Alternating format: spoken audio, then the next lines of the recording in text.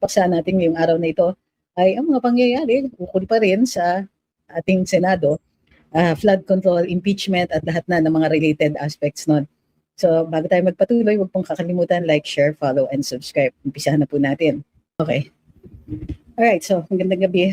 Ito na po. Ang pangyayari ngayong araw na ito, very interesting. Nag-umpisa po yan sa, of course, na aresto, o hindi naman na aresto, sumurrender si Senator Jinggoy Estrada nung lumabas ang balita na nag-issue na ng warrant ang isang branch, isang division ng Sandigan Bayan. Doon sa division na yon, mayroong siyang charge na graft, violation ng Anti-Graft and Corrupt Practices Act, ukol doon pa rin sa isang flood control project.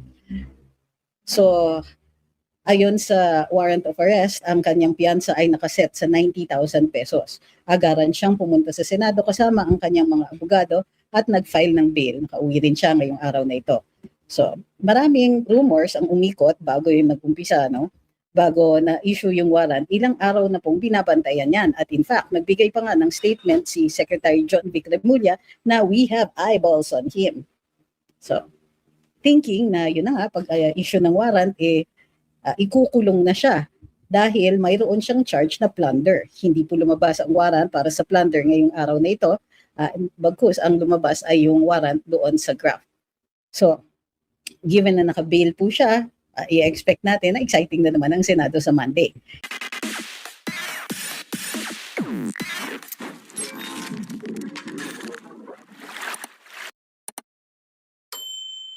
In the meantime, nagbigay naman ng statement ang Pangulo ngayong araw na ito na he watched with horror dun sa mga pangyayari sa Senado at sinabi nung panahon niya, hindi naman daw po nangyayari yan. Sabi niya, mababaw na daw ang usapan. Kakaloka. Talagang nagsalita yung isang taong yon tungkol sa kababawan.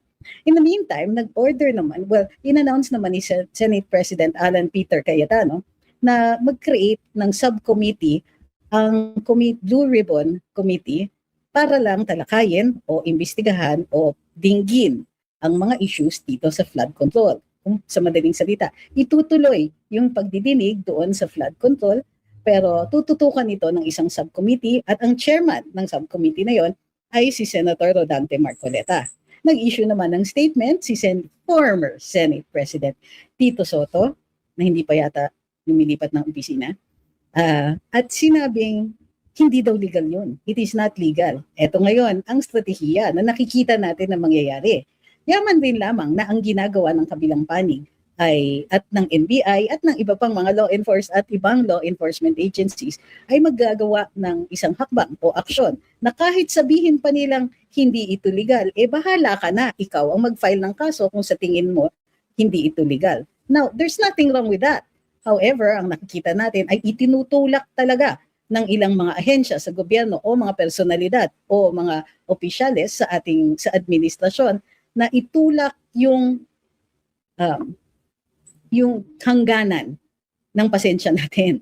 Dahil ang ginagawa nila ay halatang halata in some instances na hindi naman makatarungan katulad ng attack doon sa Senado.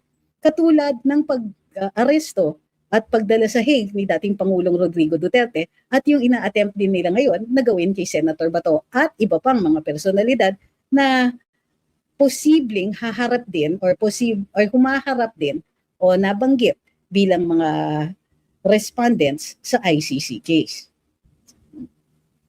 So, since gano'n naman ang ginagawa nila, posible ditong mangyari ay sabihin ng Senado, okay, gagawin namin ito kung tutol kayo, o edi sige, file niyo yung kaso sa Korte Suprema, kuha kayo ng TRO, in the meantime, itutuloy namin ito. Alright, so ito na ang pinakaiintay. Ayon dun sa kalendaryo, June 4, mag-umpisa na po ang mga pagdidinig sa Blue Ribbon Committee. Exciting ang mga pangyayari ngayong araw na ito. Of course, yung pinaka-exciting ang yung paglabas ng warrant ni Senator Jinggoy. Ayon sa kanya nga, nagpa-file pa siya may pagkakataon pa dapat siyang makafile ng motion for reconsideration. Hindi na po ito inintay at isinulong na sa Sandigan Bayan ang kanyang kaso. Pwede naman yun, no? It's not illegal, pero in many instances, iniintay ng ombudsman yung motion for recon bago i-file sa Sandigan Bayan yung kaso. Yun pa man, like I said, di naman yan illegal. It's just na, di ba, it would have been more complete or mas kumpleto yung pagdidinig doon sa respondent kung saan ay binigyan nila ng pagkakataon na marinig yung kanyang motion for reconsideration. So, para dun sa mga parating nag-aalala sa mayorya, ano yung sinabi natin the past few days? Di ba iniiwasan natin talagang sagutin yung mga katanungan tungkol sa, paano yan kung may maaresto? Paano yan kung ganito, ganyan? Hindi ba't hindi kami sumasagot? Bakit? Kasi hindi pa nga mangyayari. Hindi pa nangyayari. Yung kinatatakutan ninyo ay natatakot na kayo. So, eto, alam natin na lalabas ang warrant ni Senator Jinggoy at lalabas din ang warrant later on ni Senator Marcoleta. Pero nangyari ba yung kinatatakutan? Na ano ba siya? Nakakulong ba si Senator Jinggoy nang walang bail? Hindi, di ba?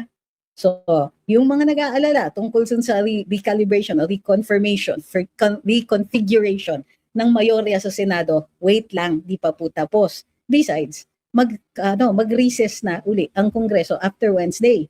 So, ang tutuloy-tuloy lang ay yung Blue Ribbon Committee. Sa madaling sabi, after Wednesday, hindi pa muna magkakaroon ng kahit anong attempt na magbago ng forma ng mayorya. So, wag po munang nag-aalala. Wag din po muna kaming kukulitin kasi sinasagot naman namin, kaya lang paulit-ulit. No. Yung pag-summon ba sa BRC need ng voting? No. Mag-move lang yung isa, pwedeng mag-second, tapos na. Sabi ni si Kierong Panday, kapag may nag-walkout during flood control hearing, alam na this. So, sabi ni Ana Eliu, magandang gabi po, Bravo Senator Jinggoy, excited for the coming June. Minsan kasi hindi natin pinag-uusapan yung mga katanungan ninyo kasi mayroon kaming nadidinig o konting kaalaman or mga naririnig na rumors tungkol dun sa mga sagot sa kanyang katanungan. Kaya lang, since it involves the possibility na may pinaplano yung mayorya, hindi namin gustong ilabas.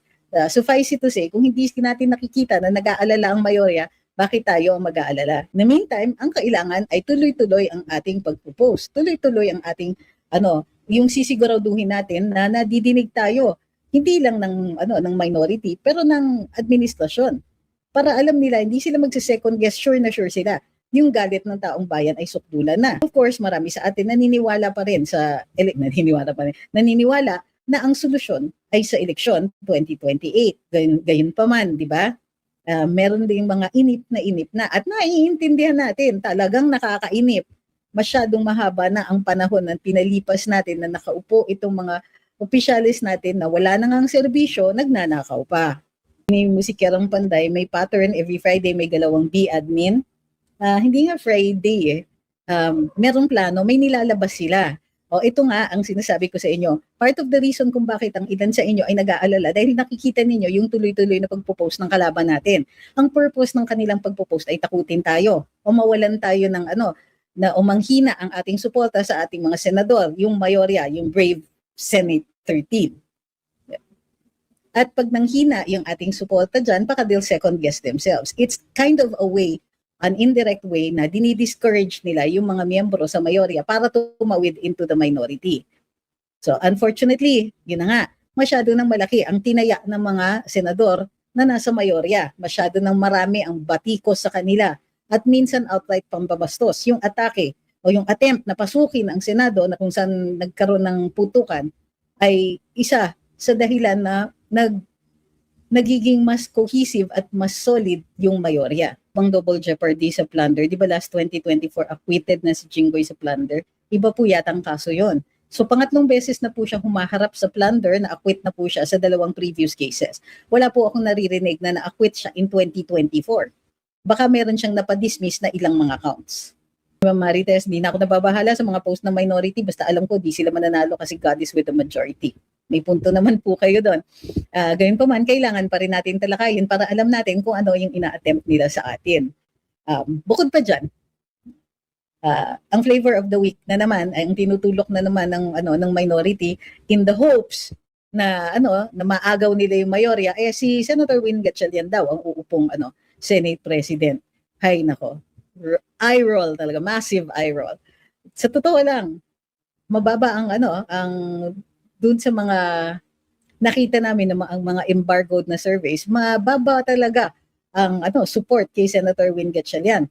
At kung sino mang Gatchalian ang tatakbo sa 2028, sisiguraduhin ng mga taga Visayas at Mindanao, DDS, I assume, na masiro si Senator Gatchalian o kung sino mang Gatchalian ang tatakbo para sa Senado sa 2028. I-shut out natin lahat ng mga re-electionists na sumama sa minority. Sabi ni Erjan, sabi nga ni Senator Marcoleta, 9 months nang pinahahawakan nila ang BRC sa, what is FSC? Wala, hindi ko alam. Wala na, hindi ko na matutuloy yung sente. Hindi ko kasi maintindihan eh. So ang request ko na lang po sa inyo, kung gagamit po kayo ng abbreviations, yun naman pong kilala. Kung hindi kilala, i-spell out ninyo. Hindi ba gano'n naman pagka may binabasa tayo either sa sa periodiko o kaya sa mga thesis, ang makikita ninyo kapag unang gagamitin, hindi gagamitin agad ang mga abbreviations, gagamitin niyo muna yung buo, yung kabuuan. Yung initials. Sabi ni Francis na iyak si Soto, illegal daw yung subcom. Umiyak. Baka parang ang feeling ko, ang minority, kaya nga ang lalakas ng loob kapag sila yung bumibira. Pero pag sila na po ang nagiging object ng operations ba, o ng galawan ng minority, hindi nila kinakaya. Wala ka naman naririnig dun sa mayorya nung may walkout.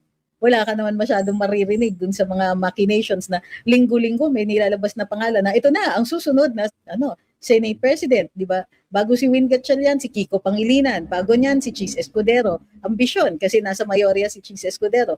Before that, si Senator Loren naman. So, halos linggo-linggo, naglalabas sila ng pangalan ng bagong Senate President. Pero hanggang ngayon, di pa rin natutupad. Di ba kakasabi lang natin, Sir Ray, na bakit tayo maniniwala doon na sa mga nasa kabilang panig? Linggo-linggo naman, sinasabi nila yon. May coup next sa Senado, may coup, ganyan, mababago na, maaagaw na, whatever. Una-una, hindi po talaga mangyayari yan. At kahit may tumawid ng isa, hindi po mapapalitan kung sino yung magiging Senate President. Kasi you need 13, sabi ni Ian Cruz, ang kupal nito. Ni Tito Sen, talagang ayaw mag-appoint ng minority senator sa committees and ayaw mag-vacate sa SP office. Kasi iniisip nila makakabalik naman sila sa majority anytime. Super kapal ng fez. So, pero ang committee naman maaaring umandar. Well, that's my theory. My theory is kailangan makakaandar dapat ang mga committees kahit walang committee chair. Kahit walang committee vice chair. Ngayon, ginagawa nga ng minority lahat ng makakaya nila para mapatid o mapilay ang Senado. Ito yung problema. O sige, they might be able to gain some chance to grab back the majority and grab back the presidency of the Senate. Pero ang cost niyan, yung inis natin sa kanila. Ang cost niyan, yung possibility na marami sa kanila ng mga re-electionists ay hindi na marire-elect. Sabi ni Reniel, maingay lang sila, parang latang walang laman. Ito yung nakakatawa pa sa kanila, hindi na nga nag-work yung kanilang communication strategy. Pero tuloy-tuloy pa rin nilang ginagawa. After every week, after ilang linggo na sinasabi nyo, may bagong Senate President na this week, hindi pa rin nangyayari, kakapagod, kakasawa, at sino maniniwala na sa inyo? Para kayong boy who cried wolf. May bagong Senate President, linggo-linggo, wala naman nangyayari. Sabi ni Nice, according to Senator Marcoleta, inaraw-araw daw na pinakikiusapan si Senator Jinggoy na bumaliktad na para hindi na daw siya ikukulong. Grabe talaga, kudos kay Senator Jinggoy, di siya bumaliktad. Totoo yun. Kasi sino bang maniniwala sa mga pangako ng kabila? Maniniwala pa ba tayo sa mga pangako ng mga taong, di ba, kaparehas lang ng administrasyon o kalinyada ng administrasyon? At sure na tayo na ang Senate minority ngayon ay alyado ni BBM. Kasi ayan na, si Presidente ay nagsasalita na tungkol sa mga pangyayari dito sa Senado, pero halatang-halata na may kinikilingan. So, lahat kayo magkakasabwat, sama na ang Presidente dyan.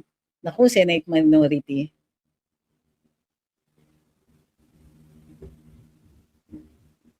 Sabi ni Julian Sword, ang claim ni Senator Ping sa interview niya, nasa panig daw sila ng taong bayan, pero naka-off ang comment section. So, diba? So tama, ayaw pa nga bakantihin daw ni Senator Soto ang opisina ng Senate President. At ayaw nilang maglagay ng mga vice chair na mga kinatawan ng minority sa mga committees. Akala nila kaya nilang maantala ang komite. Di itutuloy na lang yan ng mayorya. At some point, nakakasawa sila at para naman makatuloy ang trabaho sa Senado, they will continue, the majority will continue without them. So para dun sa mga nagtatanong, aarestuhin ba si Jinggoy? Sumurrender na nga po siya at nakafile na po ng piyansa. Nakauwi na po. Sandali lang yun nangyari. Sabi ni Silent Poison, tactics nila yan sa majority para mabahala ang mga minority sa isa't isa kung sino sa kanila ang tinutukoy. Sabi ni Gary Boy, may napanood daw siya, pwede daw magmosyon ng minority na i-vacant ang lahat ng chairmanship para di matuloy ang hearing sa BRC. Paano sila mananalo? Sinong boboto para sa motion nila? Oo, pwede sila mag-file ng motion, pero matatalo yung motion na yun kasi hindi naman nakuha si Senator Jinggoy eh. So, anong inaasahan nila na maipapanalo nila? Mag-motion ng minority, wala naman silang numbers. Remember, hindi pa nakukuha si Senator Jinggoy. Yes, June 4. Ay, actually, sabi ni Wenwen, legal po ba mag-issue ng NBI yung subpoena against Bato's wife? Pwede, legal naman mag-issue ng subpoena at legal din naman na hindi siya puntahan. Kasi ganito po yun, hindi pwedeng pilitin ng Senado na magtestigo ang isang asawa laban sa kanyang asawa. Hindi po rin yan admissible. So ewan ko kung anong ginagawa nila. Parang, minsan, nagbabasa ba kayo? Ano yan, privileged communication yan. So hindi nila pwedeng, halimbawa kung anong alam ng misis, hindi niya pwedeng isabi sa mga law enforcers or sa hukuman, yung mga ganyang impormasyon. Privileged nga yung komunikasyon ng mag-asawa. Pero ang tingin ko, hinaharas lang or it's kind of a form of harassment para maantala si Mrs. Bato, si Ma'am Nancy. Sabi ni Jonathan, paano po yung pagdinig nila regarding sa inihain sa majority para makaboto? Okay. Ang walkout ng minority para matigil yung diskusyon tungkol dun sa motion ni Senator Marcoleta. Ito daw ay ayon dun sa rules ng Senado. Ayon naman dun sa basa ni Senator Marcoleta, once the quorum has been acquired, hindi na po yun mawawala kahit may mag-walkout pa. So titignan natin kung ano ang desisyon sa plenaryo. Sabi ni Fern, si Saldi ko kaya lalabas sa BRC flood control, parang masaya kung lalabas siya. Okay.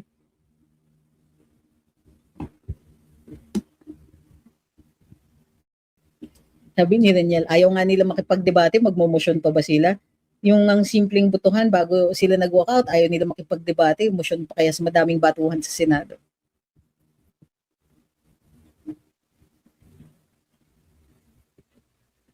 Sabi ni Kilu, I will support Senator Jinggoy if he will run again in 28 rather than Senator JV kasi may paninindigan si Senator Jinggoy. Bilang ordinaryong mamamayan po na at any time pwedeng maka-witness o maka-encounter ng NBI na nagsisearch kay Senator Bato, ano po ang rights namin? Maka-witness o ma-encounter ang NBI. Bakit? Pag na-witness nyo ba o ma-encounter ang NBI, may paraan para paano nila pastangan ang karapatan ninyo kung nag-witness lang po kayo? So, kailangan sabihin ninyo, ano yung circumstances? Kasi kung nag-witness lang kayo, wala namang ginawa sa inyo, gusto ko malaman kung para sa inyo, anong karapatan ninyo ang nalapastangan kung napanood nyo lang yung insidente? Kung wala, then wala. Hindi kayo apektado, di ba? Walang right na na-violate. Kasi, gabi na. Sabi ni Jean Sarmiento, only walkout po, sabi ni Sen Lacson, tuwing i-bring up yung teleconference motion ni Marcoleta. May cost rin lahat yan yung ginagawa ng minority. Tinatandaan natin sila at kung sakasakali na tumakbo sila uli, maaalala natin yan. Okay, pasensya na po. Inaantok na talaga. Sabi ni Dong Figueroa, bayad siguro kayo. Ikaw ba walang trabaho? Hindi ka na babayaran? Wow, ka naman. Ano yan? Wala kang trabaho o underemployed ka? Hindi ko maintindihan itong comment ninyo, bayad siguro kayo. Parang, magtotroll ka na rin lang yung hindi pa maliwanag. Sinong na-insulto mo sa ganyan? Sabi ni It's Fudge, yung mindset nila archaic. Kami mga OFWs nag-online voting nga So, obvious naman na hindi naman sila talaga against online participation. Against sila na makalamang yung majority. Kasi mananalo sila ng mananalo. Ano itong unfair sa lahat? Sana sa lahat ng merong case ay ilabas ng ombudsman. Anong ibig sabihin ito? Sabi ni Silent Poison, yan trabaho ng toll. Pag pinatulan dun sila kumikita lalo. Sino may sabi? Nagpapatakbo ka ba ng toll farm? Nagbabayad ka ba ng extra pag pinapatulan yung mga trolls ninyo? O giniguess nyo lang yun? Sino may sabi na all troll farms are created equal o pare-pareho sila ng polisiya? Sino may sabi may ganun? Kung nag-guess lang kayo, wala kayong empirical evidence, guess lang yan. Pero basically, ang sinasabi mo sa akin, tigilan ko. Huwag akong pumatol dun sa mga trolls. Pwede naman kasi kayo na lang ang gumawa ng sarili ninyong live, di ba? Hindi ko naiintindihan eh. Kasi paulit-ulit na yan. Pero alam niyo na ganun talaga itong live natin. So, di ko gets. Are you trying to tell me to stop doing that? Yung indirect pa, hindi mo pa ako madiretso? Ganun ba yan? Sabi ni Fern, yung mga mahirap kung walang legal background, kaya kahit mali ipinaglalaban nila. Nakakatawa yung gusto ni Asidre na hayaan daw ang ombudsman na mag-imbestiga sa flood control scandal kaysa sa Blue Ribbon as if di namin halata na bias yung ombudsman. Eh bakit hindi nila hinayaan na yung ombudsman na lang ang mag-imbestiga kay VP Inday? Kung sa tingin nila ay mayroong bumubungad na kaso doon, hindi ba't babalik at babalik din yan sa kanila? Alam nyo, dito, mapagpatol talaga kami. At kahit yung mga regulars dito, pwede nila akong kunwari, pag pinagsasabihan ako, alam nila sasagot ako.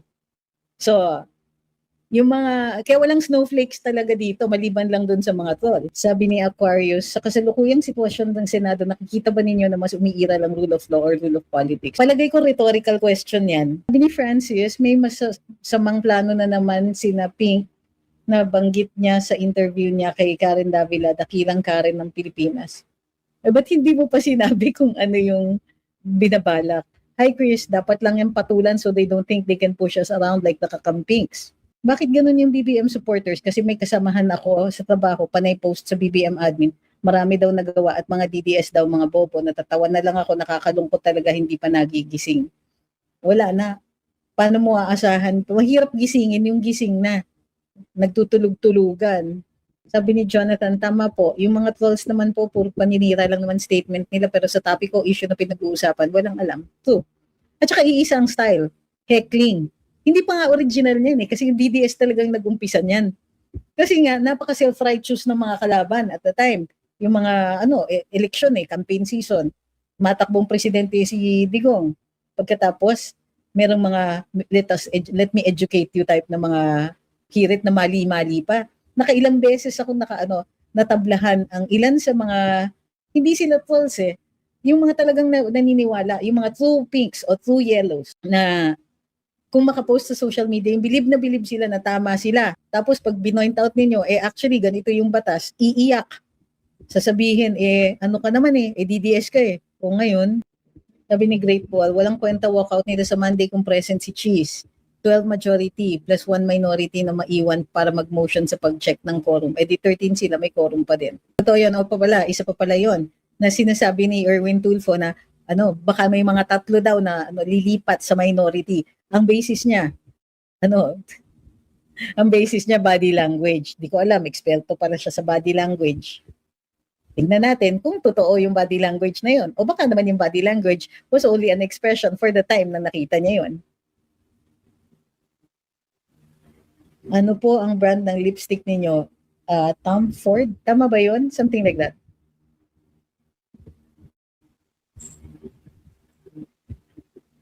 Pwede ba mag-continue yung committee hearings while the Senate is on break? So that means po tuloy-tuloy na ang hearings without the threat of a change of Senate leadership. Doon lang sa mga committees that are organized na.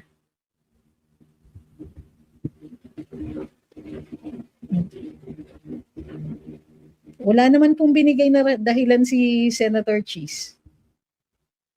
Pero minsan na di ko sure kung paano ang pakiramdam ko pag tinatanungan niyo ako ng mga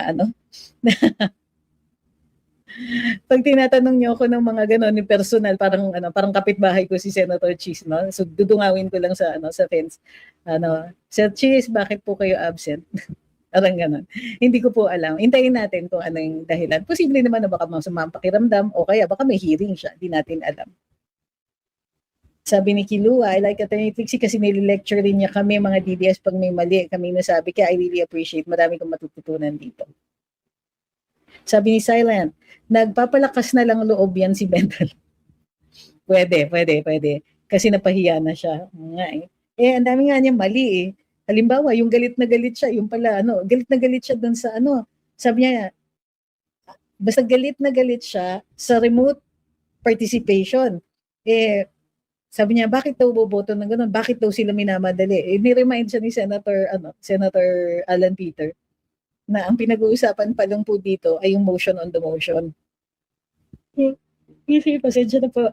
Sabi ni Tungtung, yung mga pink, ang sasama ng loob, sasama ng loob, nung yung senador nila ang nasabihan na walang background sa law. Samantalang nung eleksyon sila gustong-gusto mag-educate kuno ng mga botante. May ganun, ano. Natawa ako dun sa sagot ni Senator Risa. Ang sabi ni Senator Risa, ano, hindi nga ako abogado, pero 10 taon na akong senador. O ngayon, pag 10 taon ka na senador, pwede ka na mag-bar exam. Parang, iba talaga. Kasi, syempre, parang doktor yan, um, di ba, oo, antok na ako. Parang mga doktor, meron silang pwedeng sabihin sa iyo. Halimbawa, lalagyan mo ng ganitong klaseng gamot, yung sugat mo, ganyan. Keep it clean, ganito, ganito. Pwede ka mag-aral ng first aid. Pero mapapalitan mo ba ang doktor? Hindi. Kasi, yung 8 taon na pinag-aaralan nila yung medisina, hindi mo maaaral yan in a week or 2 days. Or kahit 10 years kang senador, hindi ka naman nag-aaral ng batas nun, there will be things talaga na a lawyer will know more than you do. Ngayon, sabi ni Glenn Potts, a janitor 10 years in the Senate will not make him a lawyer. Yun. Sabi ni BBM, fake daw yung putukan sa Senado watching from Saudi. Sana impeachable, di ba? Sana impeachable offense yung fake news para, ayan. Sa dalas ba naman, totoo ito, napansin ko din to. Sabi ni Bokyo, hirap kalaban ni Sendante, senador na neophyte, pero ini-school niya yung mga senators na dekada-dekada na sa servisyo sa iba-ibang amo nila. Alam niyo, totoo to, yung performance ni Senator Marcoleta, ang galing, parang pinanganak siyang senador. Sabi ni Great Wall, I really think it was self-preservation on the part of Heat Bulaga kaya natigil yung Blue Ribbon hearing kasi baka may mga majority noon na nabanggit, baka mapatalsik in the, Sabi ni Glenn, mas batikan pa siya kaysa sa mga tenured na senador. Sabi ni Jean Wong, I noticed that Pinklawans are only concerned about themselves and not the country. They only want to feel that they are above the Filipino. Naku, matagal na nilang sakit yan.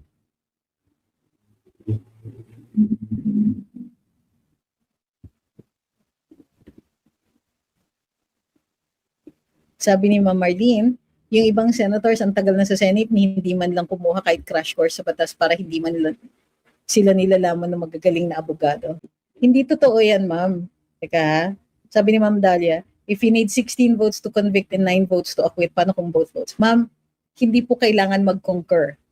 Basta, kung hindi maabot ang 16 votes, tapos na.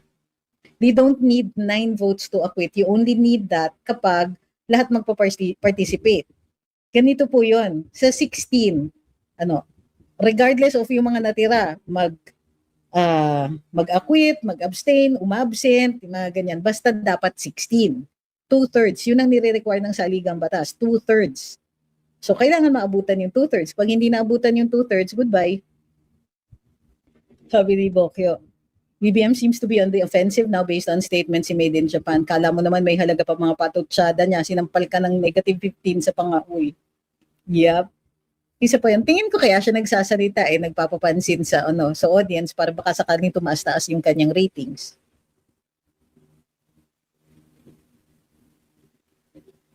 Ano po sa inyo sa United Nations na tatalakayin ang mga anomalya sa Pinas? Hindi po United Nations yun. Baka yung Human Rights Council.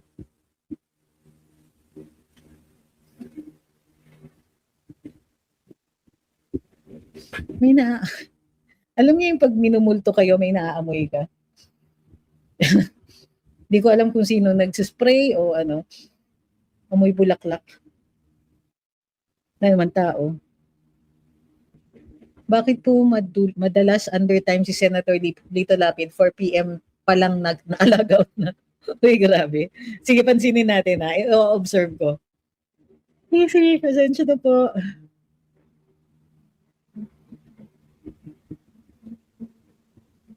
Sabi, I sorry attorney, I got you confused. Lalaki ako. Bakit Dalia? Okay, sige, sorry. Sabi ni It's Me, Soy Sauce. Now we have the list of the na dapat hindi nauupo sa kahit anong posisyon. Hope we learn now sa ginawa nila sa bansa. Sabi ni Ma'am Zaide, agree ako. Tataas pa ratings ni BBM, tataas pa ang pagiging negative result. Andito si Carlo. Hi Carlo, sabi niya, outside the drama the Senate minority is staging, there are a lot of exciting bills in the pipeline. Lauren, for one, is pushing for the use of traditional textile in academic regalia. It will be a huge help for traditional artisans. I agree. Kaya nga, excited din ako na maging presidente si VP Inday kasi i-encourage niya talaga yung paggamit ng traditional attire o kaya traditional na weave sa mga kasuotan o para sa mga office uniforms. Pagka ganun, dadami na yung traditional artisans natin, they can live well and they get paid well for their outstanding works. Grabe, anto ko. Ano sa inyo nabasa ko na po ngayon. Baka po meron sa kapitbahay nyo, meron tanim na dama de noche. Ma'am, ako po yung may dama de noche. Meron din akong kamuning at bumunga naman yung kamuning ilang araw na. Kaya lang sa gabi hindi naaamoy. May dama de noche ako. Alam ko naman po yung amoy ng dama de noche, hindi po dama de noche yung naaamoy. Kasi mga 3 or 4 times a year yung dama de noche ko talagang yung super dami ng bulaklak. Minsan may pabugso-bugso yung bulaklak na. Meron nga ako dati, sabay-sabayan. Yung climbing jasmine, yung kamuning, dama de noche, tsaka sampagita. Sabi ni Kinetic, di nila malaman kung paano ilulusot ang meeting, kaya sabi joke lang daw, piste yan si